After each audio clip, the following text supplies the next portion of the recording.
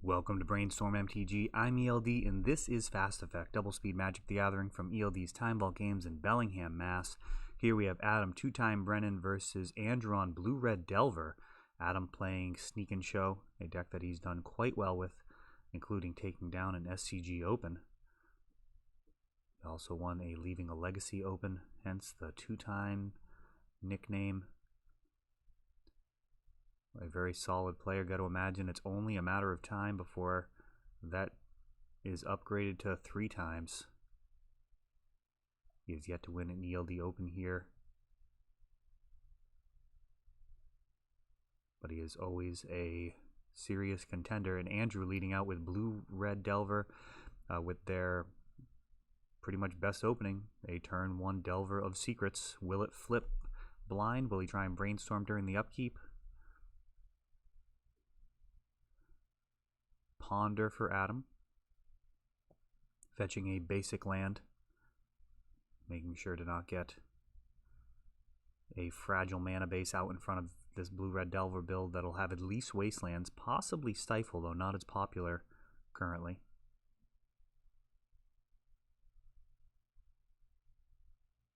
Sneak and Show's mana base really designed to be able to just cast that sneak attack as soon as possible. You got Ancient Tomb, City of Traders, even Lotus Petal now.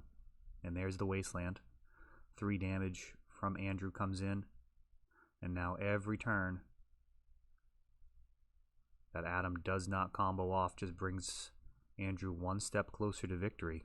He really just needs to hold it together here. That Dreadhorde Arcanist going to threaten to either be a very fast clock combined with burn, or start piling up some card advantage, getting double duty out of his cantrips. Cards like Brainstorm, Preordain, and Ponder aren't typically card advantage, but when you're playing from the graveyard, you're no longer just replacing itself in your hand, you're actually generating card advantage, not just card selection. Fetching here, and another basic. Going with the Unglued, one of my favorite basics as well. Andrew, on the other hand, really doesn't need to worry about his mana base very much. Sneak and Show does have Blood Moon in the sideboard very often. Tough to bring it in against a blue-red deck, though. Ponder getting brushed aside by that Daze. And now Preordain. Keeping them both, so leaving a Lightning Bolt on top of the deck, and now getting to Preordain. Top and bottom, electing to keep the Lightning Bolt.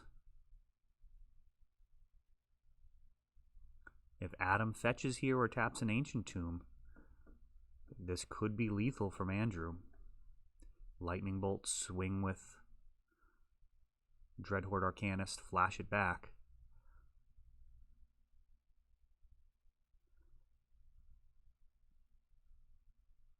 What can he do here under this clock?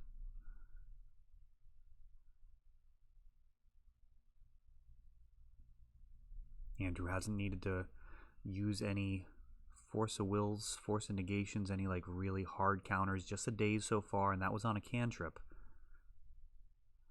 Adam trying to evaluate if he possibly has another turn or not.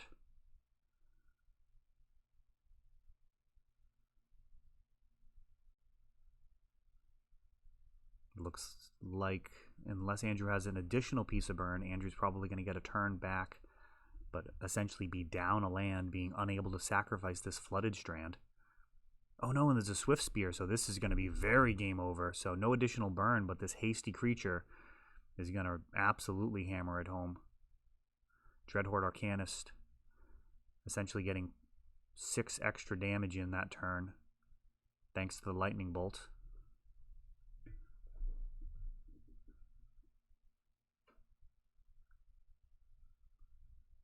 So just a huge amount of reach from the Arcanist, being able to flash back your instants and sorceries.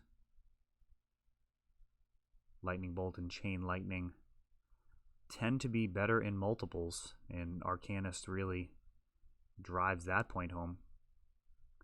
in that match with Monastery Swiftspear teaming up as well. So most of the creature suite there for Andrew actually joining up. We'll see if Adam can get any creatures in play.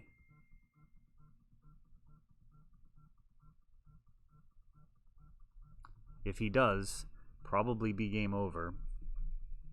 Griselbrand and Emrakul, both incredibly good versus Blue-Red Delver. Blue-Red Delver actually one of the few decks in the format that doesn't have great answers to Emrakul. Emrakul is one of those creatures that a lot of the times people who are new to the format feel like he's just this unstoppable monster, but I mean, you go up and down the list of legacy decks, most of them have an answer. Miracles has Terminus, Jace the Mind Sculptor can bounce him. You've got cards like Liliana's Triumph, Liliana of the Veil,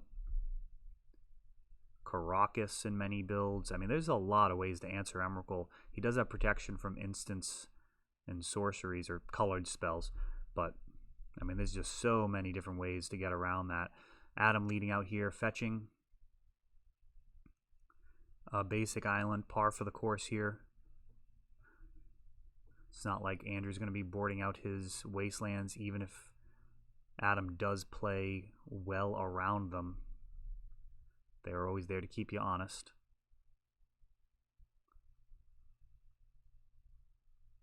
The big decision here on turn 1 with Ponder says it's going to be good enough. Brainstorm can help undo a lot of the kind of damage of keeping a suboptimal Ponder. Maybe you get one good card, then have to draw a bad one the next turn. Brainstorm can help that. Sneak and Show looking for very specific combinations here. And here's the Brainstorm. No land first, and that's going to be pretty tempting for Andrew to go ahead and Daze or even Spell Pierce here. Spell Pierce a little bit higher value in this matchup. He's going to Brainstorm himself.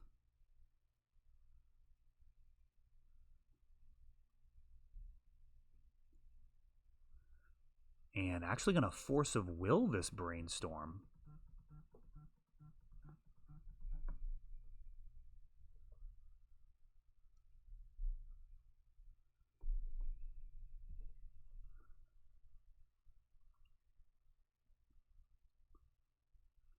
City of Traders. Lotus Petal. Oh, and just passing. It looked like it was going to be some punishment handed out there against Andrew. Adam perhaps playing a little bit of mind games, letting him know that, hey, you just Force a Will to Brainstorm. I could have just one-hit KO'd you. May need to be a little more careful with your counters, but Force of Negation now finding its way to his hand off of this Brainstorm. Andrew really would be doing much better with a creature in play. I mean, it's a big problem with Blue-Red Delver. If you don't have some type of clock, doing things like Force of Will, Brainstorm will eventually just lead to your own demise. Really do have to be protecting your clock, making sure your opponent doesn't win and actually close the game out. But this draw go scenario, I think, actually favors Sneak and Show. And here's a sneak attack. Andrew fetching.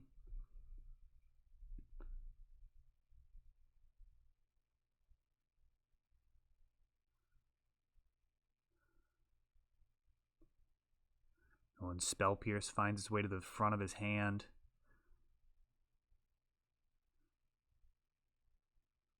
And we've got a Force pitching Show and Tell, Force and Negation back. And I'm not really in love with that line. I would have much rather seen Show and Tell trying to get in the sneak attack. I'm not sure if Adam had considered that. Dreadhorde Arcanist hitting now. A lot of the time I will play Show and Tell to get the sneak attack in. And now Defense Grid. Just a bit too late there. That's not going to do a whole lot with so few cards in hand. A lot of the time I'll just jam Show and Tell with a sneak attack in hand to sneak attack, to Show and Tell in the sneak attack. Does save you a mana, and worst case scenario, if they Force a Will the Show and Tell, then you can still cast the sneak attack the next turn. Now we've got A ton of damage being piled on here. Oh, actually electing to go with a Brainstorm over that lightning, Chain Lightning with the Arcanist. Looks like Adam down to just 10. Defense grid's there. Pretty much needs to be like show and tell Emrakul in his hand. And he passes. Delver of Secrets does not flip. And Andrew going for a Brainstorm. Let's see a Lightning Bolt.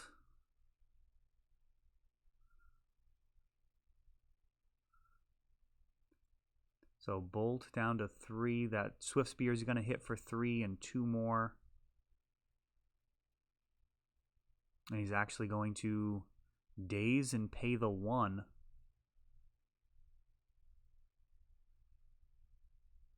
Now Adam down to just 2 life.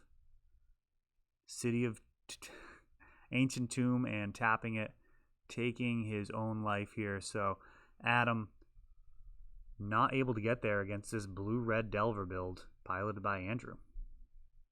That is all for this one, but don't worry, there is a lot more.